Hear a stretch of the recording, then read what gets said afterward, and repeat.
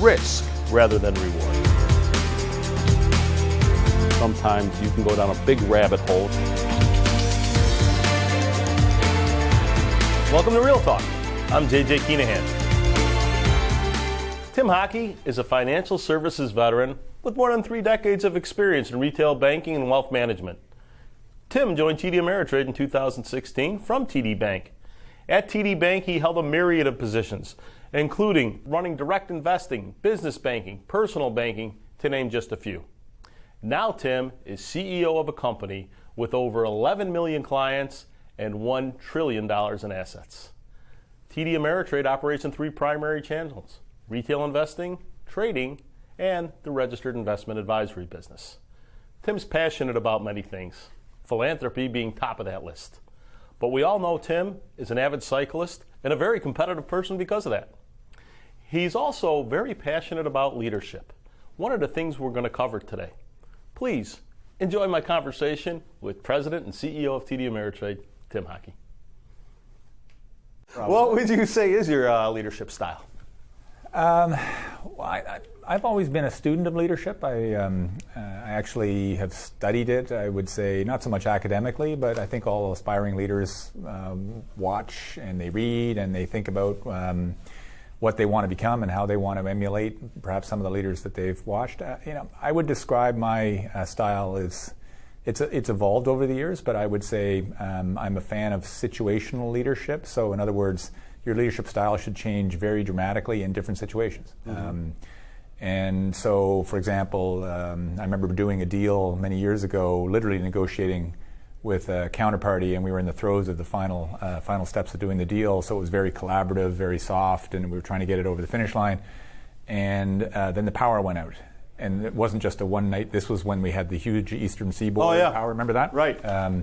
And so all of a sudden we had, in my old job, I had 1,000 branches that didn't have power, and people were flooding out of so it was very much you got to move to command and control. Mm-hmm. So it was, here's what everybody needs to do now. So it was symbiotic in the sense that we were negotiating on the one hand, literally in the dark, and on the other hand, we were saying, okay, this is what has to happen. So situational leadership, I think, is incredibly important. Depends on the business cycle you're in, depends on the very business you're in, depends on the culture that you're working within.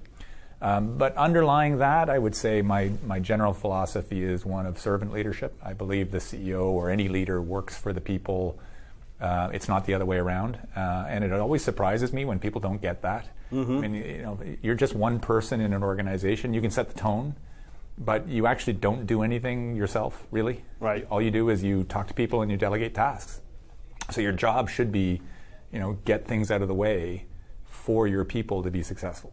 Yep, you set the tone, you give some broad theme, strategic approaches, but otherwise it's mostly around helping your people be successful. So to me, that's servant leadership. So Tim, one thing you said, if you don't mind me, a follow-up on that one is about setting the tone.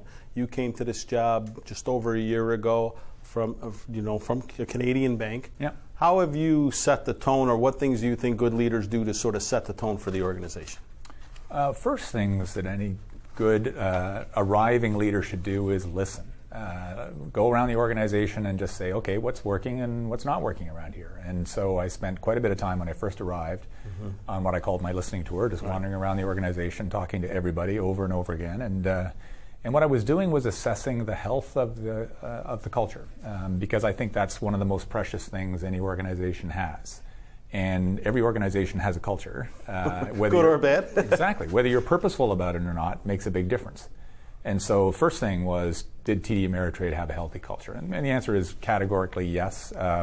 My predecessor, Fred Tomczyk, was a wonderful leader himself, and he had crafted, I think, a very, very strong, healthy, people-centric, client-centric culture. All fantastic. So that's the first thing. And then the next thing you do is you say, all right, well, given it's a different era, different time, is there any course corrections you wanted to do, and or you as a leader want to do? And I guess my primary assessment was, I think speed matters more now than it ever has in the past. In terms of competitiveness, one of my current favorite phrases is, the competition is the competition, but time is the enemy. And so I think we can speed the metabolism of the organization up, and people like that because they get an opportunity to get more things done faster. And so that's a very, big change inside a now 10,000 associate organization. Ironically, it takes a long time to speed up a large organization, right? You've been managing a lot of people for a long time. What's the biggest mistake you've made as a leader, and what did you learn from that? Well, so let me tie those two questions together. The biggest mistake, I've made many, but I just want to talk thematically for a second. Part of speeding up an organization that's large is to instill a change around the attitude around failure. It's always been surprising to me that small, smart start. If you're in a startup, fintech firm or something, it's a badge of honor to have failed. In fact, you're not even seen as credible unless you've failed multiple times. You haven't got your battle scars, so therefore, why should we invest in you? Flip that around and say, inside a large organization, if you're seen to have failed, it's actually seen as an incredibly bad thing in your career. Right. And what's ironic about that is large organizations can actually afford to fail many times. Right? Tiny little failures are things that will just bounce off us. We're massive, right? So it should be the exact opposite. People in large organizations that have a much higher tolerance of failure, and large organizations, because they have small investors and one big mistake, they can go bust. Right? So the tolerance is exactly backwards. So to me, that's a huge cultural shift that, as we attempt to go faster as an organization, I need to change. So I'll answer your question in a second. One of the things we're doing in 2 weeks, I'm enjoying this, is some of the teams have heard my message, and one of the things that they're going to be putting on is a failure summit. And they told me about this idea, and I said, I'm in. Not only do I want to go, and they said, we want you to be a judge. And I said, no, I want to be a contestant. And they said, what do you mean? I said, I've got bigger failures than all you guys. I want to go and I want to win. I'm competitive. Yes. But it's really going to be bringing our analyst community from across TD Ameritrade together and share the things they tried that didn't work. That it's a failure. And we're going to say, what did you learn? Right? One of my favorite anecdotes that I love to tell, and it's probably quite apocryphal, but it was, remember Tom Watson Jr., the son of the founder of IBM, right? Back in the 60s or something, the founder, he was the head of R&D, the VP who was in charge of research and development, was brought in to see the Tom Watson Jr., and he said, Mr. Watson, sir, I'm sorry, but I'm going to have to write off the entire development cost of the whatever computer they were building at the time. I'm going to have to write off $10 million. You will have my resignation on your desk in the morning. And apparently Watson just barely looked up from the desk and he said, why would I want your resignation? I've just spent $10 million training you. So I've always remembered that story. And again, that's in the 60s when $10 million was an enormous amount of money. So my biggest failure, I would put in two camps. Buying companies and selling things, making bets. I remember making an investment in a company, and we bought it, and the cost to build out the technology platform was 5 times what I thought it would be and what I told my board it would be. And that was a big, big mistake. Yes. And yet that one doesn't hurt as much as the people mistakes. The people mistakes, whenever you hire a senior executive, you should take a lot of care in doing that, because for two reasons. One is that person is probably got responsibility for thousands of lives. And so the multiplication effect of that person being the wrong choice is extraordinarily high. And so not only being very careful because of the effect in your organization and their teams to make sure you've got the right fit, but it's an even bigger decision for that person. They're changing their life. Are you making sure you're being open and honest with the type of culture that you're trying to build? Will they be part of your team? Can they be successful? And so some of the biggest mistakes I've made is, and you relearn these, is making hiring decisions and saying, whew, I've got to switch that back. I've got to say goodbye to this person because it's not working. And that can take a long time, because sometimes it's in senior jobs, it takes a long time to assess, but you have to be as quick as you possibly can. And those ones hurt because you're upsetting a person who's changed their life to come to work for you, and you've impacted thousands of your associates because you made the wrong choice. So that feels much more personal as a failure to me than a business decision where literally tens or hundreds of millions of dollars were spent. I've always been surprised in organizations when you're trying to do something that might be seen as innovative or might not. One of the first questions you get by your peers in an organization, or maybe even your board of directors, will be, what are the competitors doing?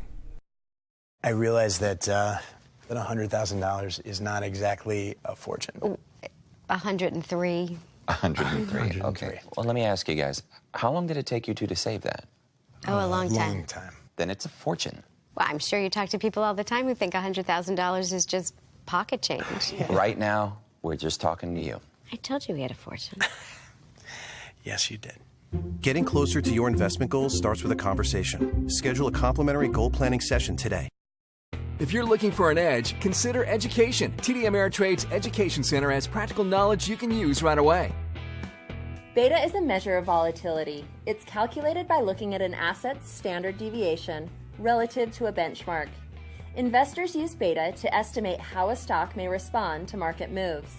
This can be useful in assessing risk. A beta of 1 means the investment will likely move in step with the benchmark. Less than 1 and the investment tends to be less volatile. And a beta greater than 1 can mean more volatility. So, if stock XYZ has a beta of 0.7 against the S&P 500 and the index increases by 10%, stock XYZ should theoretically increase by 7%. Keep in mind that beta doesn't account for changes in a stock's fundamentals and that past behavior may not predict future moves. Learn the basics and beyond with TD Ameritrade's award-winning Education Center. My child arrived just the other day. He came to the world in the usual way, but there were planes to catch and bills to pay. So I moved my meat and saw him walk that day. He was talking for I knew it, and as he grew, he say, I'm gonna be like you, Dad. You know I'm gonna be like you. And the cat's in the cradle and the silver spoon. Little boy blue and the man on the moon. See, that's funny. I thought you traded options. I'm not really a Wall Street guy. What's the hesitation? It just feels too complicated, you know? Well, sure, at first, but JJ can help you with that. JJ, will you break it down for this gentleman? Hey, Ian. You know, at TD Ameritrade, we can walk you through your options trade step by step until you're comfortable. I could be up for that. That's taking options trading from Wall Street to Main Street. Hey, guys, you want to play some pool? I'm not really a pool guy. What's the hesitation? It's just complicated. Step-by-step options trading support from TD Ameritrade. See, that's funny. I thought you traded options. I'm not really a Wall Street guy. What's the hesitation? It just feels too complicated, you know? Well, sure, at first, but JJ can help you with that. JJ, will you break it down for this gentleman? Hey, Ian. You know, at TD Ameritrade, we can walk you through your options trade step by step until you're comfortable. I could be up for that. That's taking options trading from Wall Street to Main Street. Hey, guys, you want to play some pool? I'm not really a pool guy. What's the hesitation? It's just complicated. Step-by-step options trading support from TD Ameritrade. On the people front, as I look and, you know, just in my experience, look at different organizations, I think that's probably the number one mistake that people do make in their lives. Wouldn't you kind of agree that? You know? Absolutely. As I said, back to my first point, a CEO actually doesn't do anything. This is a great job, right? You really he doesn't do anything. You really don't do anything. A mentor of mine once said that at the end of every week, he would go home into his basement and build birdhouses. And I said, what? And he said, yeah, it's because throughout the course of a week, I feel like I've gotten nothing done. Because the job is largely ethereal. It's very long term. Right. You don't write reports anymore. You don't build spreadsheets. You don't have a PowerPoint deck that you can show to your boss, right? That's not the job anymore. So it's conversations, it's influence, it is ideation, it is gradually shaping culture. But that is very intangible. And so therefore, it can be quite unsettling at the end of the week when you realize, I actually don't feel like I got anything done. I got to go build a birdhouse. So there is this sense of I don't actually do anything other than wandering around and talk to people. It's a weird job.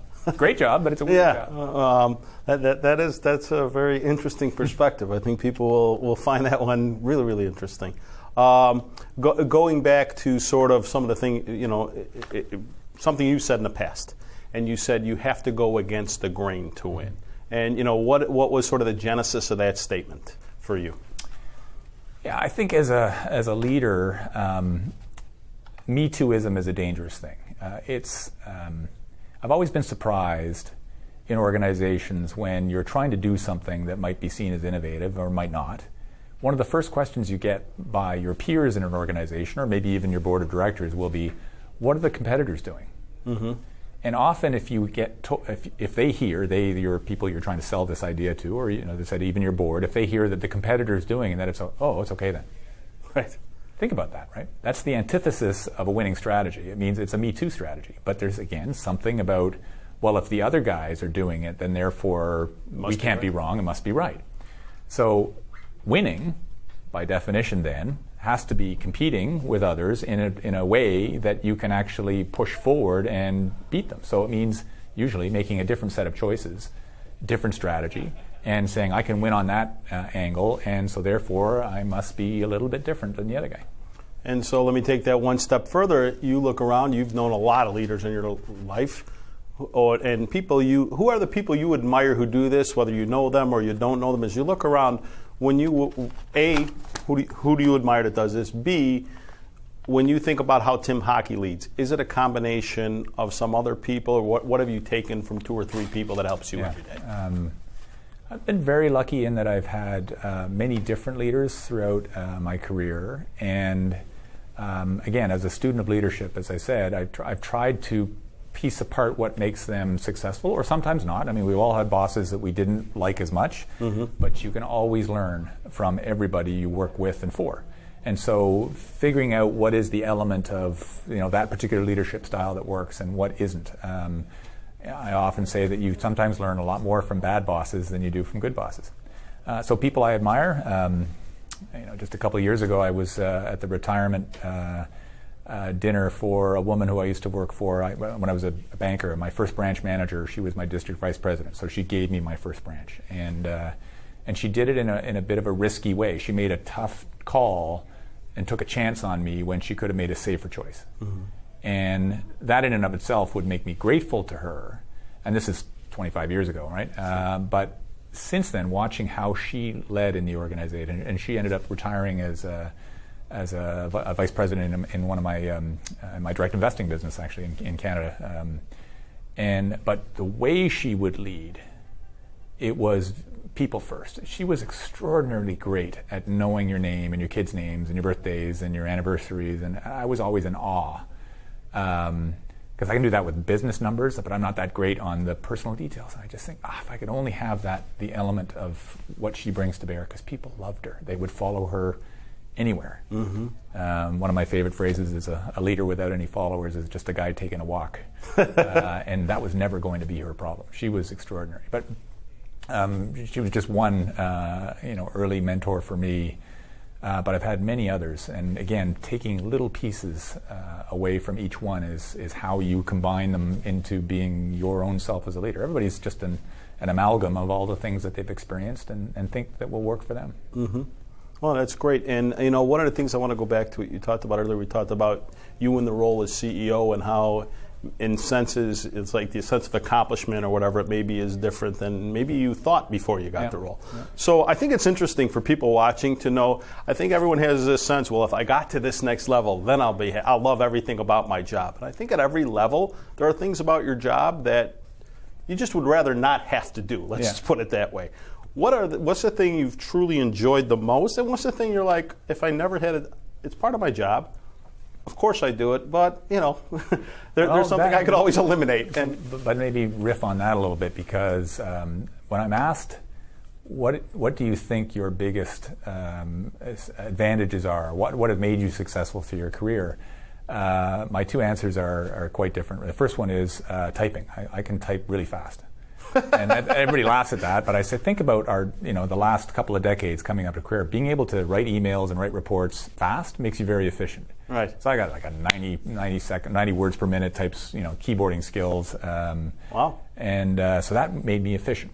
The second skill, though, was more sort of an attitudinal skill, and that was, for some reason, when I'm in a job, I love every element of it.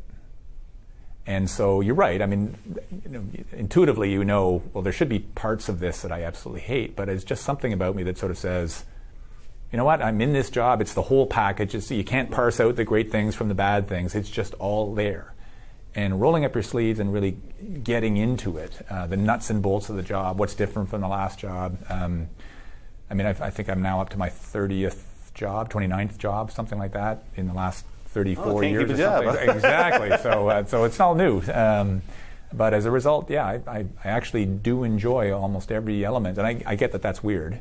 But that's part of what I think has made me successful. Oh, that's great. Stop reading those leadership books because they're written by guys that actually haven't led anything. See, that's funny. I thought you traded options. I'm not really a Wall Street guy. What's the hesitation? I don't know, it just feels too complicated, you know? Well, sure, at first, but JJ can help you with that. JJ, will you break it down for this gentleman? Hey, Ian. You know, at TD Ameritrade, we can walk you through your options trade step by step until you're comfortable. I could be up for that. That's taking options trading from Wall Street to Main Street. Hey, guys, want to play some pool? I'm not really a pool guy. What's the hesitation? It's just complicated. Step-by-step options trading support from TD Ameritrade. Well, it's earnings season once again. Yeah, a lot of tech companies are reporting today. And? How's it looking? I don't know. There's so many opinions out there, it's hard to make sense of it all. Well, Victor, do you have something for him? Check this out. TD Ameritrade aggregates thousands of earnings estimates into a single data point, where you can keep your eyes on the big picture. Huh. Feel better? Much better. Yeah, me too. Well, you really did a number on this thing. Sorry about that. That's right, I got a box of them. Thousands of opinions, one estimate. The earnings tool from TD Ameritrade. If you're looking for an edge, consider education. TD Ameritrade's Education Center has practical knowledge you can use right away. When you talk about liquidity with your personal finances, you're discussing how easily you can convert your assets to cash. In investing, the phrase is used similarly. It refers to the ease of a transaction. Say stock XYZ is commonly traded. This means there is strong supply and demand for it. If you want to buy XYZ, you'll likely pay close to the ask price. XYZ would be considered a liquid stock. On the other hand, say stock XYZ is not widely traded. Supply and demand are lower. So if you want to buy XYZ, it may be harder to find a seller at the price you want. You may not be able to make the trade at all. This is known as liquidity risk. To help avoid this, consider securities with a high daily volume and narrow bid-ask spreads. Learn the basics and beyond with TD Ameritrade's award-winning Education Center at tdameritrade.com. Two books that have had a huge influence on Tim High. Well, again, back to the leadership angle. I used to read a lot of leadership books, and The Good to Greats, etc. They're all great tomes, but at one point I got a really good piece of advice, and it was actually from Fred Tomczyk, and who was one of my mentors. And Fred said, stop reading those leadership books because they're written by guys that actually haven't led anything. They're professors or whatever. He said, read biographies or autobiographies. And that was very good advice. So my two favorites are the autobiography of Ben Franklin. It's a little thin, tiny book, but it's fascinating because it's so old and yet so relevant. And the other one is Nelson Mandela's book. About the years he was in... longest walk. I can't remember the title, but it's Nelson Mandela's autobiography. And that is just riveting in terms of a story of conviction, a story of giving up everything for those principles. And that was a game changer for me in terms of autobiographies. I've read a bunch of others, and again, it's like watching leadership. Reading autobiographies and biographies, you can take little pieces out of every one, but it's fun to read the stories of people facing real challenges. Yeah, I think it was Long Walk to Freedom. That's it. The book. That's it. And the other thing, you're an avid cyclist. Everybody who knows you are. I'm assuming part of it is stress relief, but what are your personal goals in cycling, and how you got started, etc.? Well, I've been riding road bikes now for about 15 years. It is my passion, not just from a health workout point of view, but it's a very social thing. My best friends are my cycling club members. We've done amazing things together. We've raised a lot of money together for good causes. It's sort of a combination of a cycling club and philanthropy. My goals currently, I'm 54, and next year in May I'll be 55. And so actually back when I turned 50, I had a goal of being fittest at 50, which was great. I was on track, and then I had a crash, and I tore up my leg, so I hit my 50th birthday on crutches, and so I was not... You weren't the fittest at that point. I'm fittest at 55. It's in May next year, so I'm on my way. So I'm just trying to make sure I'm fittest of all time at 55, and anyway, so that's my near-term goal. That's awesome. And then our last question, you just talked about raising some money. I know you're involved with a lot of different philanthropic organizations. So I'll use that as my lead-in for what are your personal goals this year outside of business. For you, what's your goals? Yeah, on the philanthropy side, my philosophy generally is I've been blessed and so lucky in so many ways. And so I live in great cities, whether it be Toronto and where I consider my family's home, but also in New York, and being in America, it's just so blessed. So my philosophy on philanthropy is to be a force multiplier. And that is take whatever advantages I have and try to take those causes or institutions that I care about and turn them from being maybe best in class in a nation or a city into world class. So the Sick Kids Hospital in Canada is a particular cause of mine. So I led a campaign build, and we built what is now the #1 child research facility on the planet. Wow. 2,500 researchers all in one building. I can't fathom what they're going to cure, but it's going to be amazing. Awesome. It is truly awesome. So this year, I've been putting more of my energy around something called civic action. And civic action is, I'm the chair of a new leadership foundation. And the whole idea is to make sure, with a particular lens on diversity and inclusion, that we are developing next generation of civic leadership. And I think of it as it's a small but mighty team, and it's an incubator for civic leadership, because I almost don't care what civic leaders want to focus on. I just care that they get involved and that they find their passion and their cause and they make a difference. Because society would be a much better place if people found out whatever it is that moved them and decided to get involved. If all of us did that. Right. It is always surprising to me how many people say, well, somebody should fix that. Well, why not you? Why not you? So that's my current path, Civic Leadership Foundation. Well, Tim, that was awesome. This is somebody who's making a difference, both personally and professionally. Can't thank you enough for coming on Real Talk today, Tim. It was absolutely awesome to have you. Great. Thanks, JJ. Thank you very much. Appreciate it. I realized that $100,000 is not exactly a fortune. 103. 103. Okay. Well, let me ask you guys, how long did it take you two to save that? Oh, a long time. Then it's a fortune. Well, I'm sure you talk to people all the time who think $100,000 is just pocket change. Right now, we're just talking to you. I told you we had a fortune. Yes, you did. Getting closer to your investment goals starts with a conversation. Schedule a complimentary goal planning session today. If you're looking for an edge, consider education. TD Ameritrade's Education Center has practical knowledge you can use right away. When you buy or sell a security, you're asked what kind of order you want to place, such as a market or a limit order. The type of order you use depends on both your time frame and what you want to pay. For simplicity, we'll look at buying stocks here. If you place a market order, you're saying you want to buy the stock at market price. The order will then be filled at the most current price available as soon as possible. If you place a limit order, you're saying you don't want to pay more than a specific price, the limit price. Generally, this price is lower than the current price. So if XYZ is trading at $100 and you place a limit order at $95, the broker won't fill your order until the stock hits $95. While you're guaranteed a price of $95 or better, your order may not be filled right away or at all. Learn the basics and beyond with TD Ameritrade's award-winning Education Center. See, that's funny. I thought you traded options. I'm not really a Wall Street guy. What's the hesitation? It just feels too complicated, you know? Well, share it first, but JJ can help you with that. JJ, will you break it down for this gentleman? Hey, Ian. You know, at TD Ameritrade, we can walk you through your options trade step by step until you're comfortable. I could be up for that. That's taking options trading from Wall Street to Main Street. Hey, guys, you want to play some pool? I'm not really a pool guy. What's the hesitation? It's just complicated. Step-by-step options trading support from TD Ameritrade. You know, leadership is one of those things that is just so difficult to quantify. I think we all know it when we see it being done really well, whether we've seen it done in sports, politicians, leaders of business, wherever it is. I think there are a few things that tie it all together. Number one, consistency, always being that person that people can look up to. Being identifiable. I think when you look at good leaders, there's something that you see in them that you want in yourself, or something you see in them you want to improve about yourself.